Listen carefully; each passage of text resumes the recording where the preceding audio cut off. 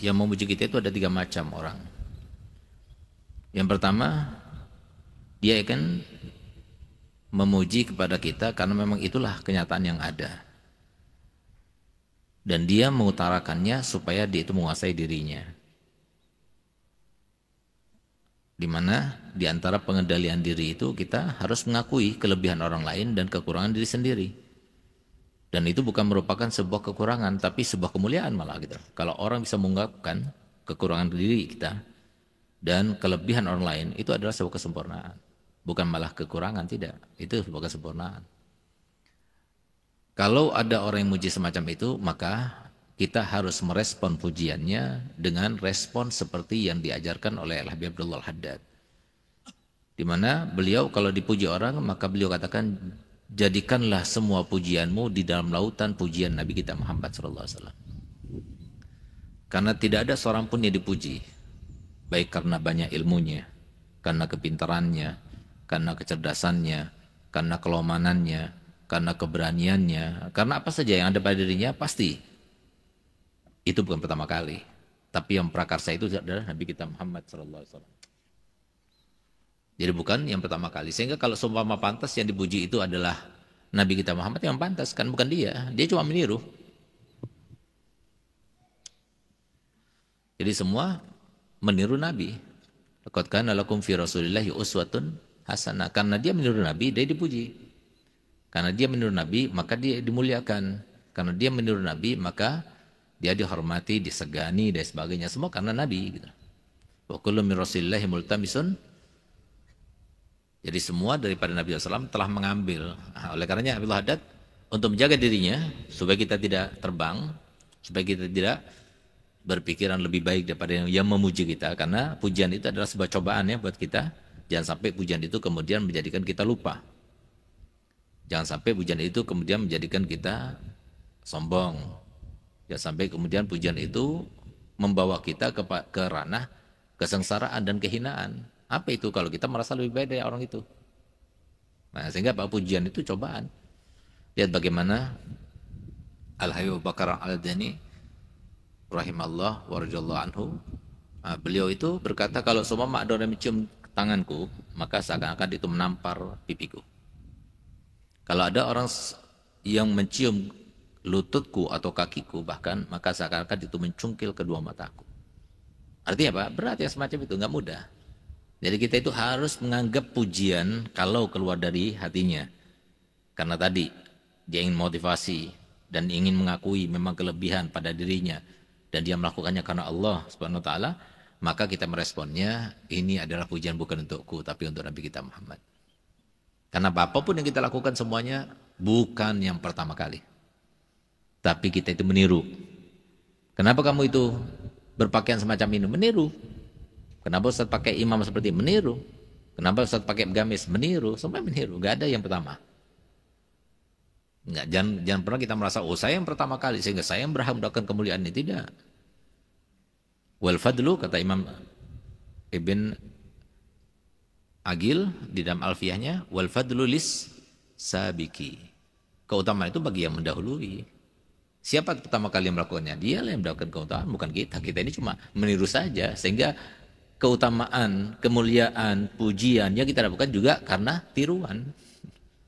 Bukan asli. Yang asli puji bukan dia, tapi Nabi Muhammad. Karena dia begitu Nabi Muhammad.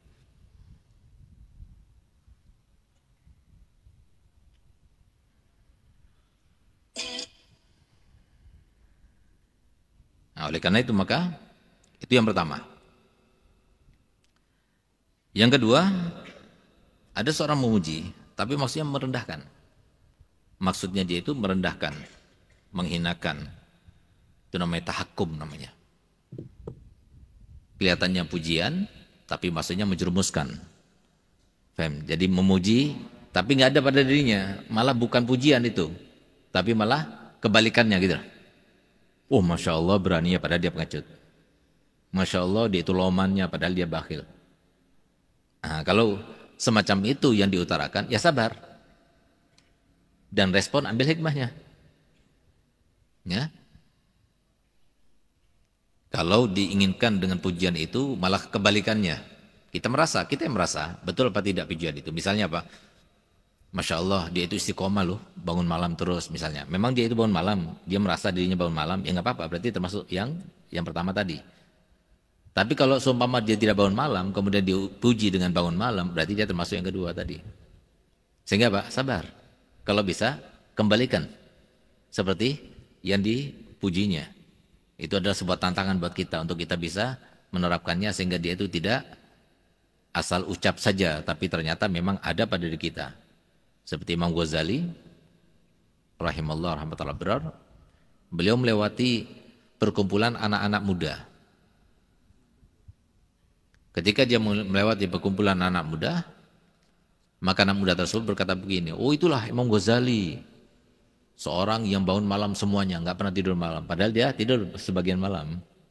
Tapi semenjak dia dikatakan demikian, dia nggak pernah tidur malam sampai dia meninggal. Nah itu respon dari yang kedua, yang terbaik. Jadi kalau kamu dipuji dengan semacam itu, maka silahkan kita hadapi dengan sabar. Tapi kalau bisa kita buktikan bahwasanya apa yang dikatakan ada pada diri Anda. Kalau itu baik ya, karena pujian itu baik. Tidak ada pujian itu yang buruk, itu nggak ada. Biasanya pujian itu baik. Tapi kalau bulian itu yang buruk. Tapi kalau pujian itu yang baik. Kemudian ada juga yang memuji, tapi maksudnya itu adalah supaya orang lain merasa panas hatinya. Faham, dipuji. Nah, juga sama termasuk yang kedua, dia nggak ada, pada dirinya nggak ada. Cuma supaya dia itu marah, panas. Ada lagi juga di antara unsurnya, dia dipuji karena disuruh, supaya diambil mantu, supaya dianggap orang baik, dan sebagainya. Nah, maka kalau kita semacam itu, ya beristighfar kepada Allah, bertobatlah kepada Allah. Bukan sabar, bukan tantangan, tapi malah kita beristighfar kepada Allah. Karena kita telah melakukan suatu kebohongan. Faham? Jadi tidak terlepas pujian itu dari tiga macam tadi. Nah, tetapi yang pasti di sini, kalau seorang itu berani memuji orang lain karena kelebihannya, dan dia mengakui dirinya tidak seperti itu, sehingga dia memujinya, itu adalah kebesaran hatinya. Ini orang yang hebat. Tapi kalau seumpama dia tidak berani memuji, berarti ada apa-apa dalam hatinya. Ada sifat iri mungkin, karena dia tidak suka, kenapa kok dia yang unggul, kok bukan saya, dan sebagainya. Ada seperti itu. Nah, itu semuanya dikatakan oleh Habib Haddad ya, sebagai tanda dan pertanda daripada seseorang. Jadi artinya pas seorang itu baik atau tidak baik ada tandanya. Orang itu jahat atau tidak jahat ada tandanya. Orang itu muslim atau tidak muslim ada tandanya. Orang itu layak untuk diberikan amanat atau tidak, itu ada tandanya. Semua ada tandanya. Di antara tandanya orang yang gigih, bersih hatinya, dia orang yang mempunyai jiwa yang besar, dia itu suka memuji orang lain. Tapi seperti tadi, pujiannya harus karena Allah. Dan yang kedua, tidak melampaui batas.